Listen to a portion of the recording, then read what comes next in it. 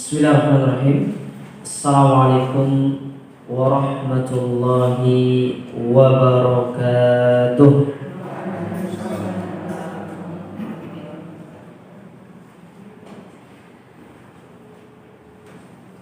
Innal hamdalillah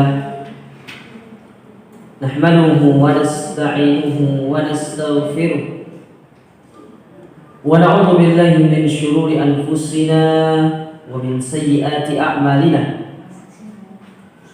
Man yahdihillahu fala mudilla lahu wa man yudlil fala hadiya lahu. Wa ashhadu an la ilaha illallah wahdahu la syarika lahu wa ashhadu anna Muhammadan 'abduhu wa rasuluh. Allahumma salli wa sallim wa barik wa an'im ala abdika wa rasulika nabiyyina Muhammadin wa ala alihi wa ashabihi wa man tabi'ahum bi ihsanin ila yaumiddin wa sallama tasliman mazida. Amma ba'd,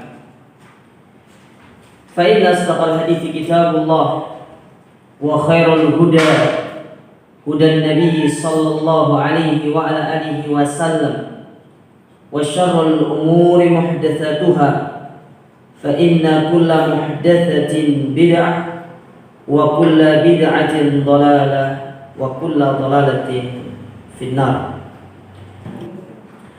Para jamaah yang rahmati dan dimuliakan oleh Allah, kembali kita akan melanjutkan kajian kita, yaitu tafsir Al-Qur'anul Karim, dan sekarang kita masuk dalam tafsir surat apa Ibu?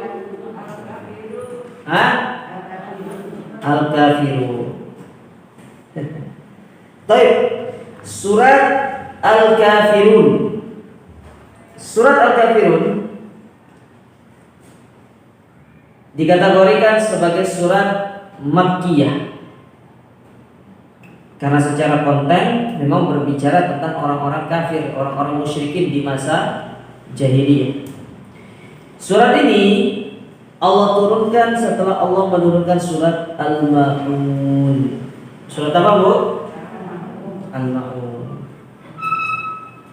Jadi perlu diingat ya, meskipun mushaf yang kita dapatkan sekarang itu Rasul Utsmani, itu hanya ala wajhi tartib namanya. Jadi bukan berarti nanti difahami yang pertama kali turun itu surat Al-Fatihah, enggak. Itu hanya apa? Hanya urutannya saja. Ya.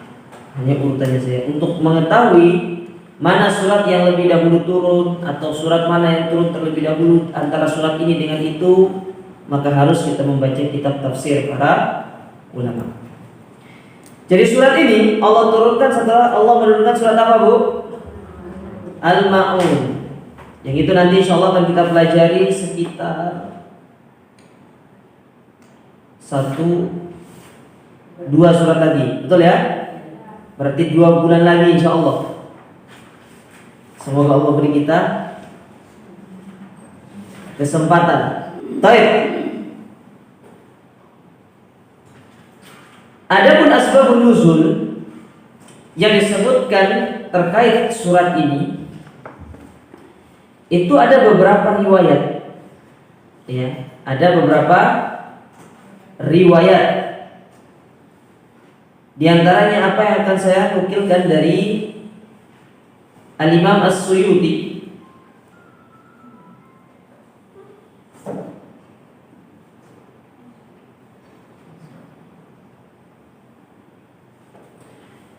Di mana Al-Imam As-Suyuti di dalam tafsir, di dalam kitab beliau yang berjudul Asbabun Nuzul, Al-Musamman Lubabun Nukul fi Asbabin Nuzul, yaitu sebab-sebab Al-Quran itu diturunkan. Beliau membawakan beberapa riwayat, di antaranya riwayat yang dikeluarkan oleh Imam At-Tabrani, Ibnu Abi Hatim dari Abdullah ibnu Abbas radhiyallahu taala anhuma, anna Quraisyan da'at Rasulullah sallallahu alaihi wasallam. Pernah suatu ketika Quraisy itu memanggil Nabi Shallallahu Alaihi Wasallam, mengundang ila an yu'tuhu malan fayakunu agna rajulin bi Makkah wa yuzawwijuhu ma arada minan nisa. Tujuan mereka memanggil Nabi SAW yang pertama ingin memberikan kepada Nabi itu harta. Jadi seluruh harta-hartanya penduduk, bukan seluruh sih. Jadi orang-orang kaya itu bersepakat mengumpulkan harta untuk diberikan ke Nabi, supaya Nabi itu menjadi orang yang paling kaya di kota Mekah. Ya. Kumpulkan. Tidak hanya harta, tapi juga Nabi itu diberikan pilihan atau diberikan istilahnya apa ya? Silakan engkau memilih wanita mana saja. Nanti kita akan nikahkan engkau dengan mereka. Kau butuh 10, kita kasih 10. Bayangkan. Ya. Apa tujuannya mereka memberikan ini kepada Nabi sallallahu alaihi wasallam? Maka mereka mengatakan, "Hadalaka ya Muhammad." Ini untukmu wahai Muhammad. Wa takufu an syarri alihatina wa la tadhkurha bisu'in. Tapi dengan syarat, setelah kami memberikan ini kepadamu, maka jangan lagi engkau mencela Tuhan-Tuhan kami dan memberikannya dengan gelaran-gelaran yang buruk. Ya, jadi berhala-berhala kami sudah, nggak usah diurus. Kami mau menyembah patung, terserah kami. Yang penting engkau tidak mengusik kami. Nah, ini kata orang-orang Quraisy. Fa'illam taf'al, tapi kalau engkau tidak mau, fa'bud alihatana sa'ah, maka kita buat perjanjian aja. Engkau beribadah ke Tuhan kami setahun, kami nanti beribadah kepada Tuhanmu berapa tahun? Setahun. Gimana? Engkau mau pilih yang mana? Ambil harta, ambil wanita, ya. Setelah itu kamu tinggalkan Tuhan-Tuhan kami, nggak perlu celah-celah lagi. Sudah stop engkau berdakwah. Atau yang kedua, engkau nyembah Tuhan kami dan kami menyembah Tuhanmu selama masing-masing 1 tahun. Maka tatkala hal ini disampaikan kepada Nabi SAW, kata Nabi, hatta andura ma ya'tini min Rabbi. Kemudian aku pun menunggu apa yang akan turun dari Rabbku kepadaku. Fa anzalallahu qul ya ayyuhal kafirun ila akhir surah. Maka Allah pun menurunkan surat Al-Kafirun. Sampai 1 surat itu diturunkan sama Allah Ta'ala. Nah, setelah Allah menurunkan surat itu, wa anzala, maka Allah pun menurunkan surat yang lain, yaitu surat Az-Zumar ayat yang ke-64.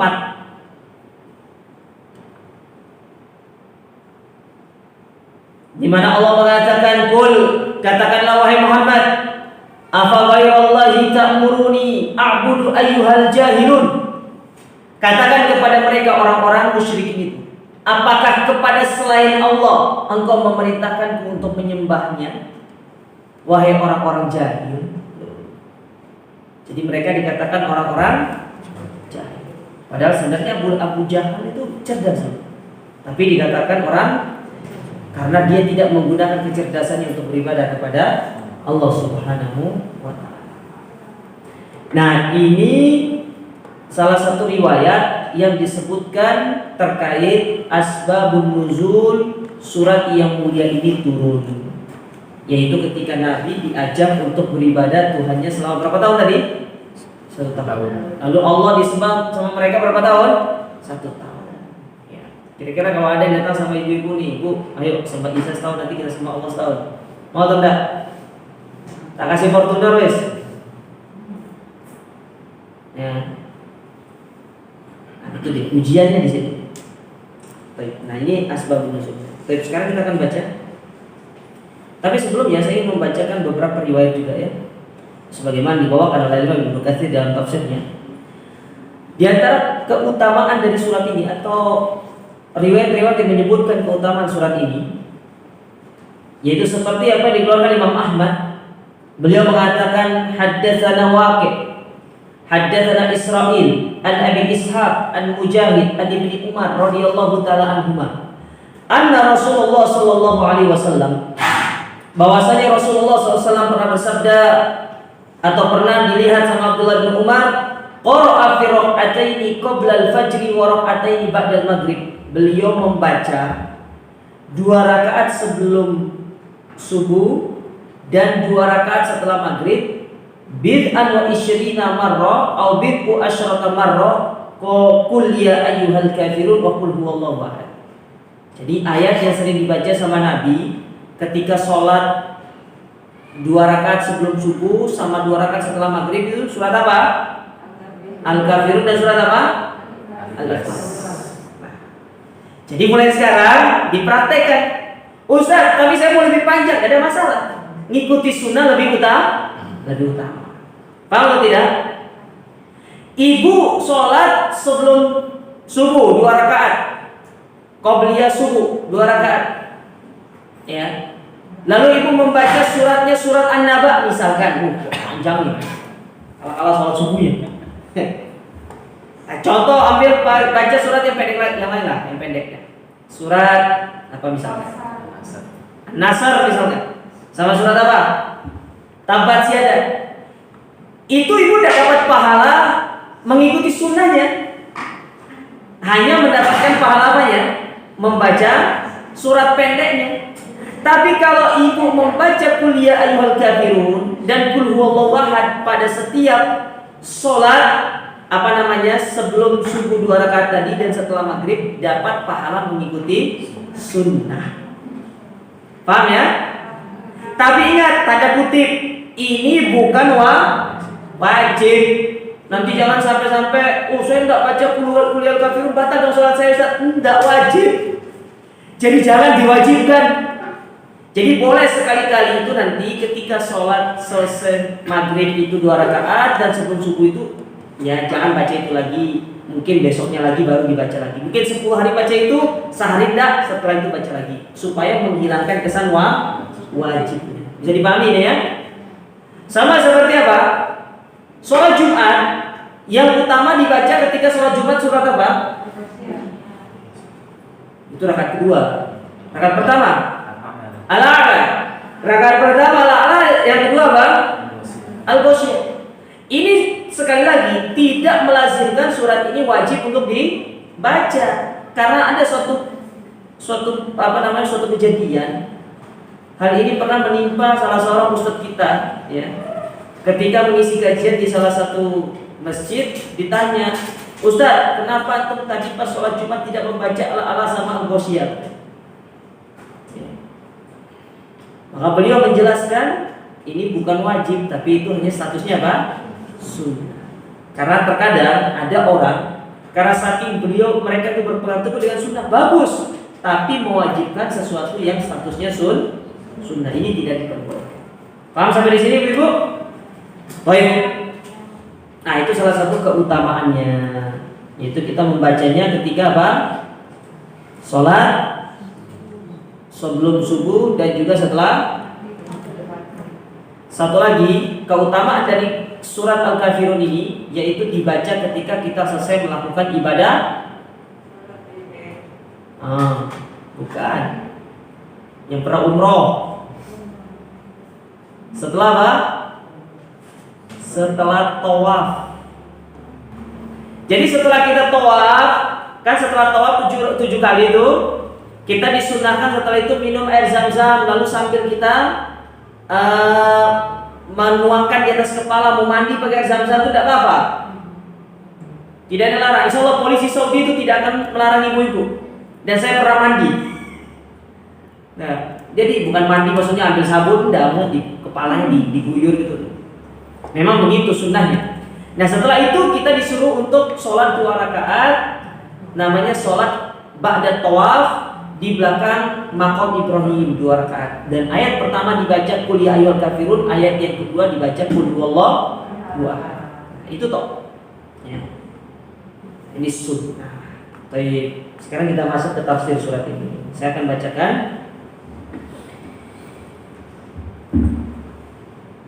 Disebutkan di sini A'udzubillahi minasyaitonirrajim. Bismillahirrahmanirrahim.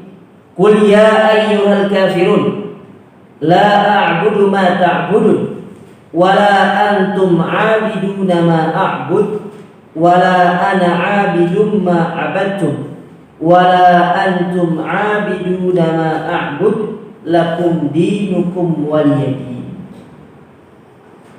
Kata Syekh Muhammad bin Shalih Al-Utsaimin, beliau mengatakan, hadhihi suratu hiya ihda suratain ikhlas. Surat ini salah satu surat dari dua surat yang menjelaskan tentang ikhlas.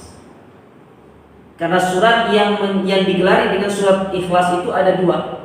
Yang pertama surat ikhlas itu sendiri, Qul huwallahu ahad. Sedangkan yang kedua surat Al-Kafir. Ya. Wa kana Nabi sallallahu alaihi wasallam yaqra'u bihima fi sunnatil fajr wa fi sunnatil maghrib. Dan Nabi membaca surat ini atau kedua surat ini, surat Al-Kafirun dan surat Al-Ikhlas. Yang pertama pada sunnah fajar, 2 rakaat sebelum subuh. Di sunnah maghrib, yaitu ba'da maghrib. Wa fi raq'atayit tawaf, yaitu ketika seorang itu selesai melakukan ibadah tawaf. Lima tadammanahu minal ikhlasi lillahi azza wa jalla. Kenapa demikian? Kenapa Nabi membaca kedua surat ini?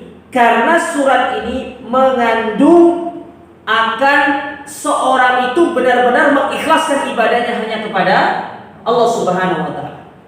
Benar-benar dia berlepas diri dari kesyirikan. Coba kita simak dulu surat Al-Ikhlasnya yang sudah kita pelajari. Coba lihat dari awal apa kata Allah Ta'ala. Qul huwallahu ahad. Katakanlah Allah itu satu. Allah itu Esa. Esa dalam penyembahan, Esa dalam penciptaan, Esa dalam pemberian rezeki, segalanya Allah itu sendiri. Ya. Allahus Somad, Allah tempat manusia itu bergantung. Bukan hanya manusia, seluruh makhluk bergantung kepada Allah Subhanahu wa ta'ala. Binatangnya, hewannya, tumbuh-tumbuhannya, seluruh makhluk hidup itu bergantung hanya kepada Allah. Tidak bergantung kepada manusia, tidak bergantung kepada sesama makhluk. Makanya heran kalau manusia itu bergantung kepada sesama manusia. Kita kalah sama hewan, kalah sama burung. Burung itu bergantungnya sama Allah, Bu.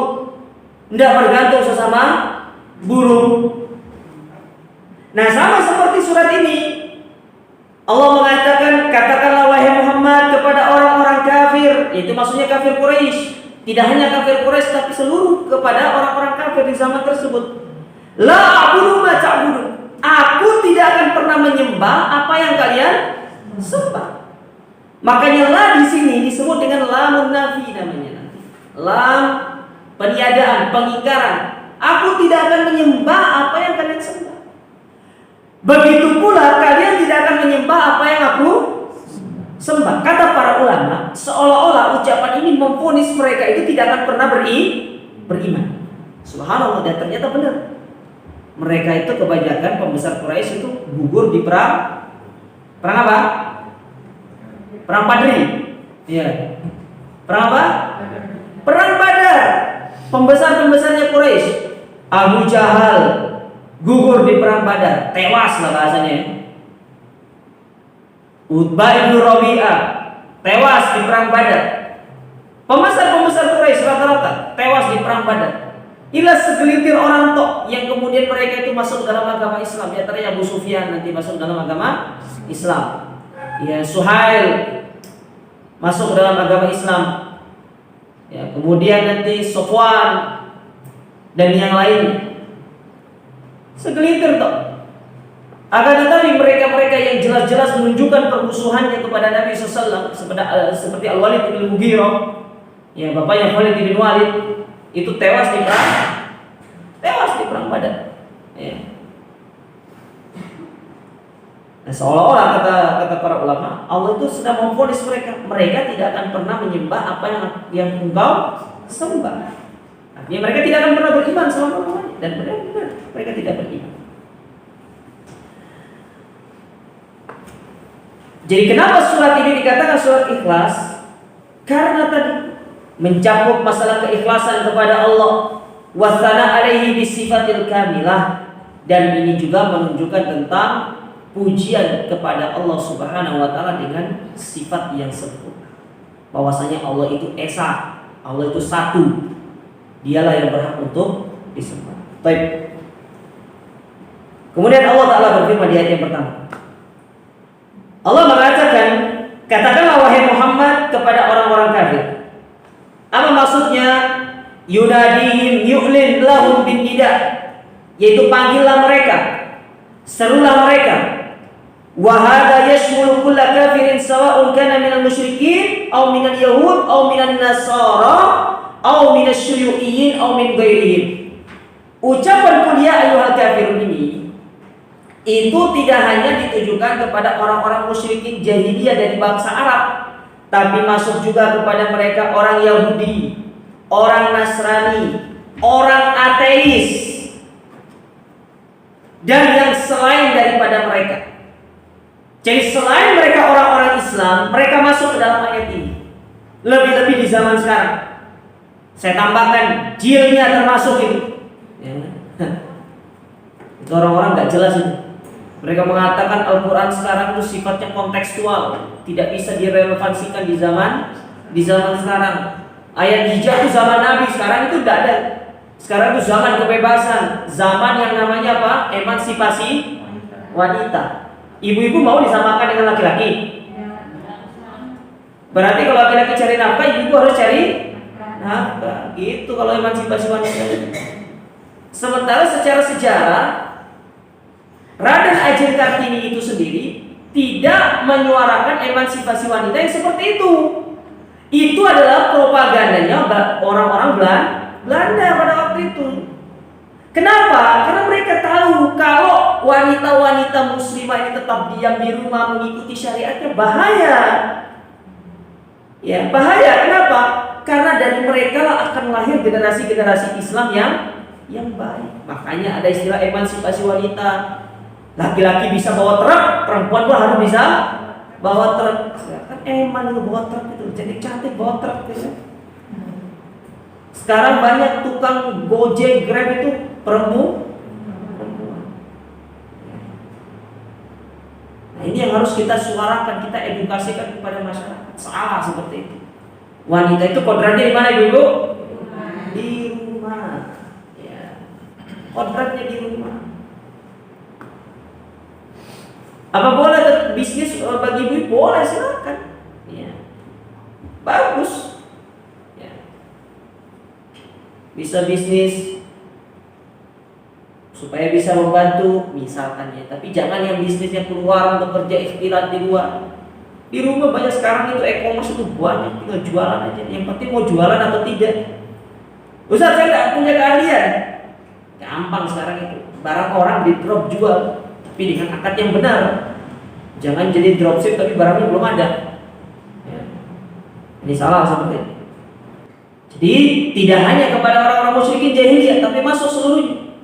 Kullu kafirin yajibu an tunadiyahu biqalbika aw bilisanika in kana hadiran litatalabarra minhu wa min ibadatihi. Panggil seluruh orang-orang kafir itu dengan hatimu, dengan lisanmu, dakwakan mereka. Ya. Tujuannya apa? Supaya mereka itu berlepas diri dari apa yang mereka sembah. Karena ingat, seorang yang menyembah kepada selain Allah, pada hakikatnya dia sedang memperbudak dirinya kepada sesama budak. Dan bisa jadi, ya, tempat kita memperbudakkan diri kita itu lebih hina daripada, atau lebih derajatnya lebih rendah daripada kita. Contoh, ada orang nyembah sapi. Mana yang lebih tinggi, manusia atau sapi? Ibu mau bilang sapi tadi. Tapi ada orang yang nyembah sapi enggak? Ada. Kebo putih. Malam satu suruh dikeluarin, dia kemudian keluarin kotorannya, diambil kotorannya, berebut. Subhanallah. Iya, kalau berebutnya untuk dijadikan pupuk benar.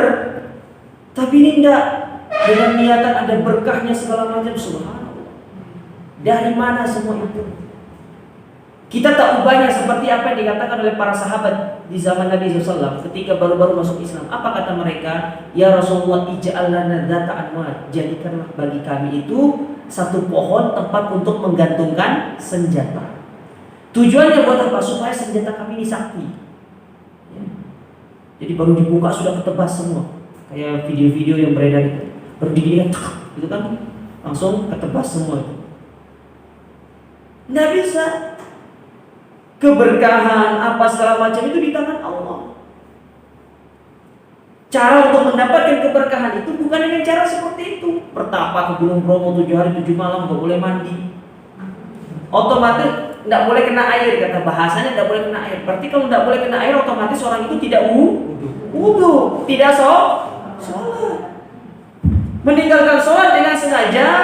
Kalau dia itu tetap mengakui tentang kebenaran sholat, kewajiban sholat, itu masih dihukumi dosa besar.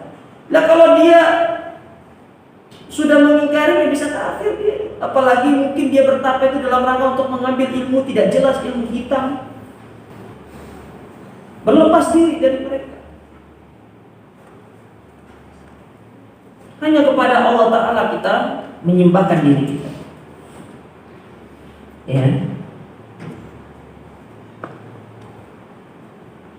Jadi Allah menyuruh Nabi Muhammad untuk memanggil tidak hanya orang-orang musyrikin jahiliyah pada waktu itu, tapi juga orang-orang Yahudi, Nasrani, dan yang lainnya. Intinya mereka-mereka yang tidak beriman kepada Allah Ta'ala. Lalu Allah Subhanahu wa Ta'ala mengatakan, La a'budu ma ta'budun wa la antum a'biduna ma a'bud. Di ayat yang kedua dan ketiga. Apa maksudnya? Yakni ana la a'budu asnamakum wa antum la ta'budun Allah. Kalian aku tidak akan menyembah patung-patung kalian dan kalian tidak akan menyembah Allah. Dan redaksi ini coba ibu lihat, para jamaah lihat ya. Redaksi ini Allah ulang 2 kali sebagai bentuk taukid. Apa itu taukid? Penekanan. Ya. Sebagai bentuk apa? Penekanan. Seolah-olah kalimat yang kedua yaitu wala ana abidum ma abatum itu untuk lebih menekankan, ya, lebih untuk menekankan bahwasanya aku tidak akan pernah menyembah kepada Tuhan-Tuhan kalian.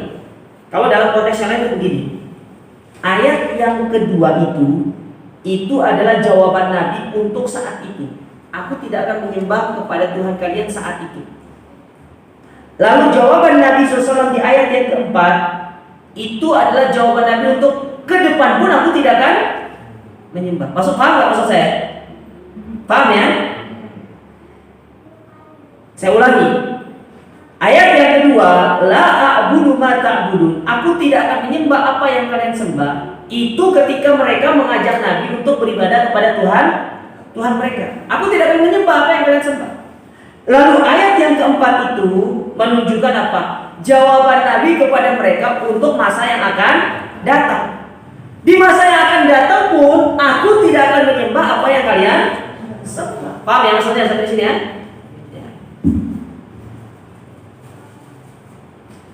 Makanya sebagian ulama mengatakan apa? Qala ba'dul ulama la a'budu ma ta'budun. Ya, ayat yang kedua maksudnya al-an sekarang ketika Nabi berbicara dengan wala abidu ma abatum. Adapun ayat yang keempat fil mustaqbal itu berkaitan dengan masa yang akan datang. Begitupun kita demikian. Hari ini kita katakan kepada mereka-mereka yang mengajak untuk beribadah kepada selain Allah, aku tidak akan menyembah apa yang kalian sembah. Wala a'budu ma abatum wala abidu ma abatum. Aku tidak pernah akan menyembah apa yang kalian sembah di masa yang akan datang. Kita katakan demikian. Jangan kita ragu. Ya, kita harus benar-benar istiqomah dan tauhid ini ibu-ibu sekalian. Karena Nabi SAW pernah bersabda, "Man akhiru kalamihi la ilaha illallah dakhala jannah." Orang yang akhir kehidupannya mengucapkan la ilaha illallah, dia akan masuk ke dalam surga. Tapi ingat, orang yang bisa mengucapkan kalimat la ilaha illallah di akhir kehidupannya itu tergantung bagaimana track record dia selama dia hidup sampai menuju ajalnya. Kalau dia adalah orang yang mustaqim, lurus, multazim, berpegang teguh dengan kalimat tauhid, di akhir kehidupannya Allah bimbing dia untuk mengucapkan la ilaha illallah. Tapi kalau dia adalah orang yang mudabdab, apa mudabdab? Gak jelas gitu ya.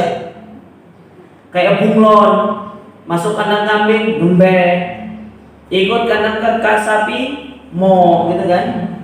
Ketemu temannya ini melakukan bid'ah, ikut bid'ah. Itu melakukan syirik, ikut syirik. Tidak punya prinsip dalam hidup, dalam beragama. Ya, hanya mengatakan Al-Quran dan Sunnah, tapi tidak ada prinsipnya. Mana senang, sana senang, sini senang, madhab pramuka. Ibu pernah ikut pramuka? Sana senang, sini senang. Orang seperti ini biasanya mencari apa? Dunia. Ikut temannya melakukan bid'ah karena banyak dunianya. Ikut temannya yang melakukan kesyirikan, dia ikut karena dilihat dunianya makanya kan ada sebagian dai mereka itu yang tetap menyeru kepada kebatilan, kepada kesyirikan itu karena apa? Kalau tidak ada seperti ini, kami nggak bisa dapat beras, katanya, nggak bisa dapat ini. Ini contoh orang-orang yang mencari dunia. Jadi sebenarnya bukan perbedaan pendapat, tapi perbedaan pendapatan. Ya. Jadi annya itu penting, pendapat dan pendapatan. Di ujung-ujungnya duit. Ya, gitu. Karena mau nggak mau, orang yang menyeru kepada kebenaran itu pasti akan ditinggal oleh manusia. Itu pun hanya sesaat. Ketika manusia itu sudah mulai berpikir, dia pun akan kembali. Karena ketika dia ditinggalkan, itu sedang diuji sama Allah Ta'ala sejauh mana kita benar-benar istiqomah di dalam mendakwakan mereka. Gitu.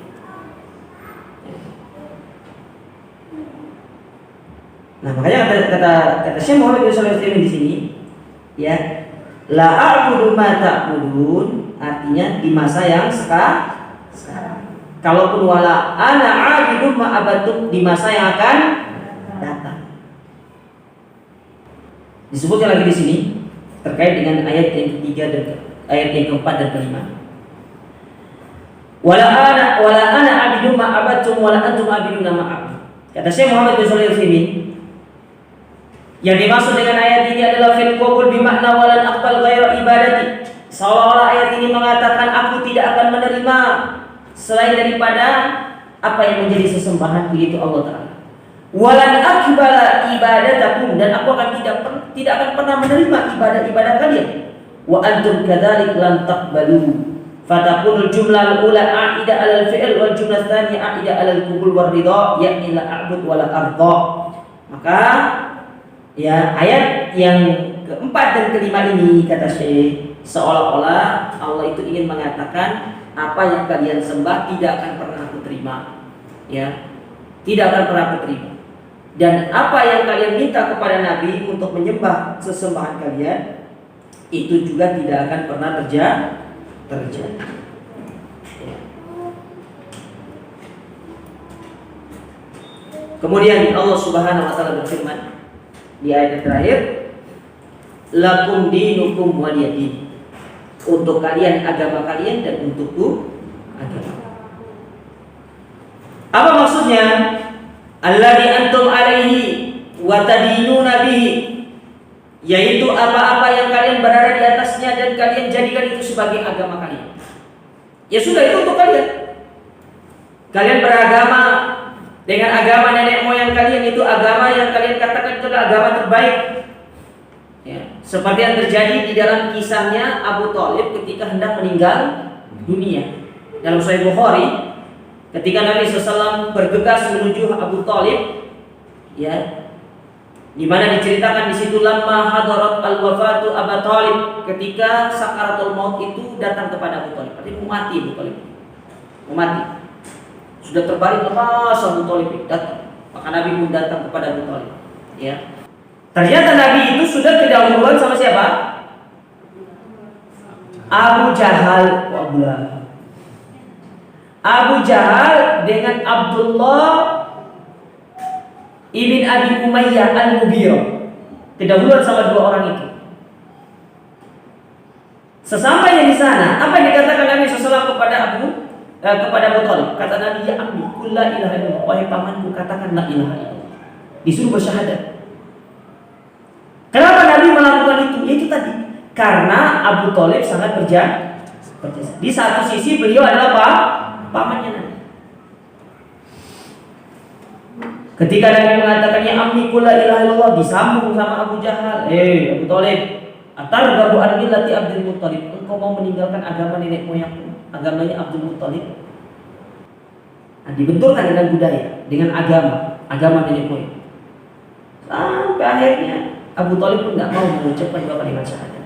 Ya, tidak mau mengucapkan 2 kalimat syahadat. Nah, di sini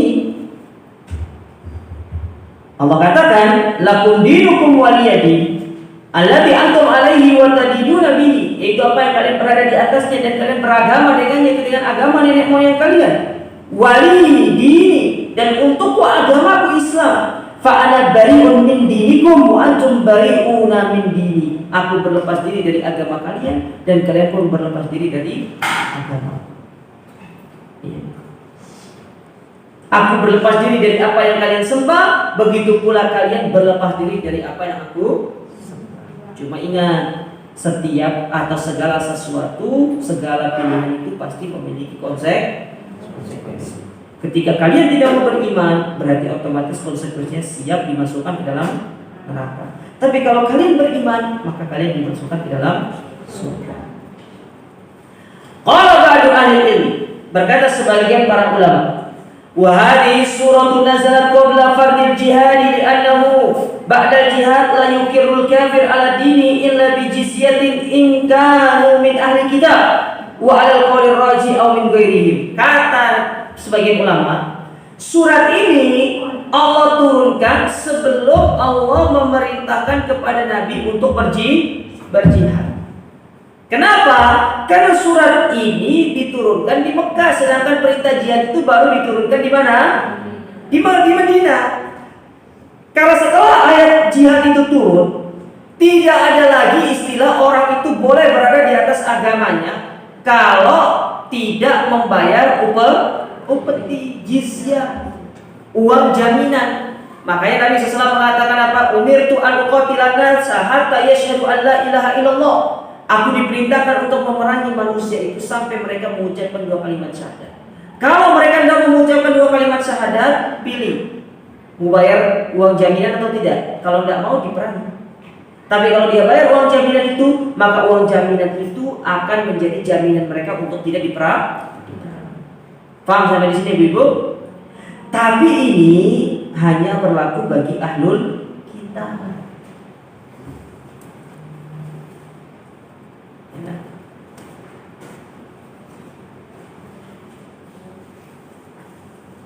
Makanya kita tidak boleh memerangi orang-orang kafir itu dengan sembarangan.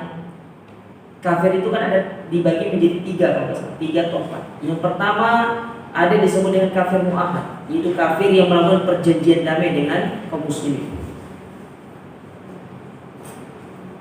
Ya. Yang kedua ada namanya kafir dhimmi, kafir yang meminta perlindungan dengan cara membayar upeti. Yang ketiga ada namanya kafir mustakman. Ada 4 berarti. Yaitu kafir yang meminta perlindungan keamanan, suaka politik kepada negara kaum muslimin. Nah, ketiga kafir ini itu tidak boleh diperangi. Kafir mu'ahad, kafir apa namanya tadi? Kafir dhimmi. Biasanya kafir dhimmi ini diidentik dengan apa? Turis yang masuk ke negara kaum muslimin dengan visa. Ada namanya kafir mustakman, meminta keamanan kepada negara kaum muslimin, tetap dengan cara membayar upeti.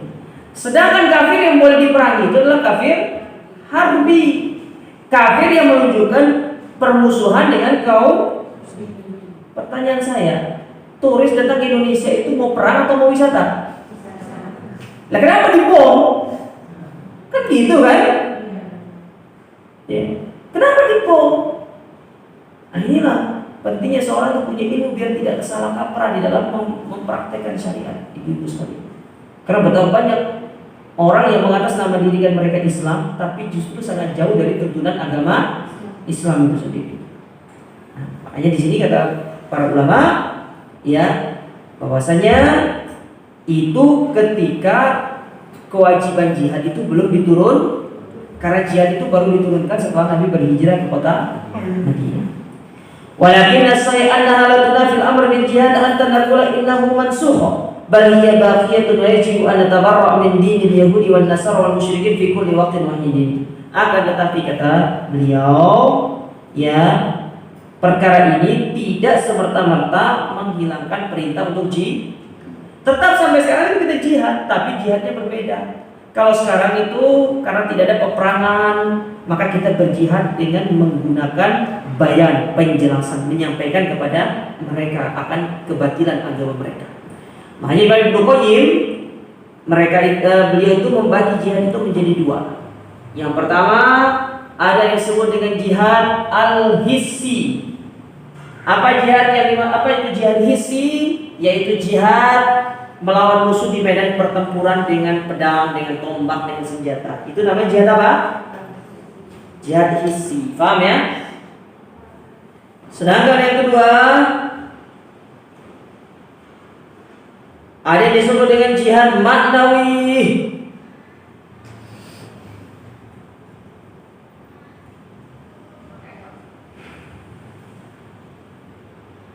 Apa Ibu? Maknawi. Apa itu jihad maknawi? Yaitu jihad dengan menyampaikan hujah dan penjelasan. Dijelaskan agama yang mulia ini, ya, disampaikan kepada mereka biar tidak ada dusta di antara kita. Loh, kalau ada yang ke situ. Waduh, berat ibu-ibu. Walihada, oleh karena itu nukirul Yahuda wan Nasara ala dinihim bil jizyah. Maka orang Yahudi dan Nasrani itu ketika mereka ingin berada di atas agama mereka harus dengan membayar jizyah. Wa nahnu na'budullah, kita mau menyembah Allah, wa hum ya'buduna ma ya'budun, dan mereka menyembah apa yang mereka sembah. Fa hadhihi suratu fiha al-bara'atu wa takhalli min ibadati ghairillahi azza wa jalla. Maka surat ini terkandung di dalamnya adalah berlepas diri kita berlepas diri dari sesembahan selain Allah. Sawa'un fil ma'bud aw fil fi'l. Ya, baik itu dari apa yang mereka sembah ataupun dari bentuk ibadah-ibadah mereka. Maka dari sini ibu-ibu saya katakan segala bentuk kegiatan acara yang itu menunjukkan itu adalah identitas ibadah mereka tidak boleh dilakukan. Apa hukumnya Ustaz? Mohon maaf saya keras sedikit. Hukumnya adalah mana contohnya? Tahun baru Masehi. Mana contohnya? Hari Raya Natal. Ustaz, ini kan hanya sekedar atribut. Itu menunjukkan tentang hari raya mereka. Sekarang coba suruh mereka pakai mukena itu. Mau atau tidak? Suruh mereka mengucapkan kalimat syahadat la ilaha illallah. Tidak mau kan? Tidak mau. Ya. Makanya kita juga harus punya izzah wibawa. Jangan mau kita itu diombang-ambing sama mereka. Punya izzah, punya wibawa. Islam itu harus kita yang menjaga wibawanya. Kalau buat kita, siapa yang akan menjaga wibawa Islam itu? Orang kafir tidak akan pernah menjaga wibawanya kaum muslimin. Justru mereka itu merongrong kita, berusaha untuk bagaimana menghancurkan kaum muslimin. Karena ingat, semakin kaum muslimin ini berpegang teguh dengan syariatnya, itu menunjukkan semakin kuatnya mereka dan susah untuk dikalahkan. Tapi coba lihat, ketika kita jauh dari syariat, kita jauh dari agama kita yang terjadi mudahnya orang-orang musyrikin, mudahnya orang-orang kafir untuk memporak-porandakan barisan kaum muslimin. Oleh karenanya terus belajar ibu-ibu, hadiri majelis ilmu, karena dengan menghadiri majelis ilmu salah satu cara kita untuk kita memperkuat akidah kita, memperkuat keimanan kita, dan memperkuat kekokohan kita di atas agama yang mulia. Baik, dengan demikian selesai kita dari tafsir surat Al-Kafirun, yang berbicara tentang orang-orang kafir. Insyaallah pada pertemuan berikutnya minggu depan ya. Minggu depan atau bulan depan? depan. Oh, minggu depan. Insyaallah. Tak kira bulan depan. Insyaallah kita akan masuk ke dalam tafsir surat apa? Al-Kautsar. Yang mana arti Kautsar itu adalah al-khair al-katsir, kebaikan yang sangat. Ada juga yang menyebutkan Al-Kautsar itu adalah telaganya Nabi sallallahu alaihi wasallam. Tapi sampai di